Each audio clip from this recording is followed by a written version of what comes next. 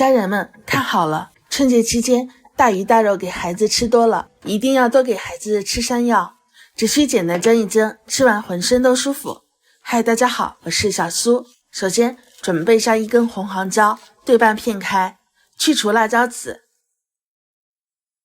斜切成马耳朵，装盘备用。接着再准备上一根绿杭椒，同样的也是斜切成马耳朵，再搭配上煮熟的木耳一起备用。水开之后把山药蒸上2分钟即可关火。平时我们在给山药削皮的时候，分泌出来的皂角素粘在手上特别的痒，只需简单蒸上2分钟，表面的这层粘液就会得到抑制，我们在削皮的时候就一点都不粘手。老一辈常说，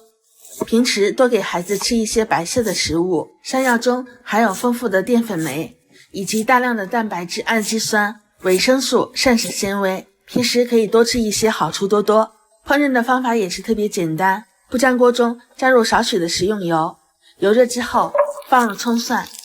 开最小火炝出葱蒜的香味，再放入尖椒和木耳，翻炒上5、6、7、8下，使其断生。我每天都会分享一道家常美食，点击关注和收藏，想吃不会做的时候可以随时找到我。炒好之后放入山药，调味只需加入少许食盐，适量的松鲜鲜提鲜，继续翻炒上1、2分钟，把山药炒熟，淋上调好的淀粉水，大火收汁。一道非常好吃的家庭小炒菜，清炒山药我们就做好了。山药清脆爽口，吃起来味道清淡但不失鲜美，营养更是特别丰富，特别适合大餐过后的家人们。喜欢的朋友快试试吧，下期见。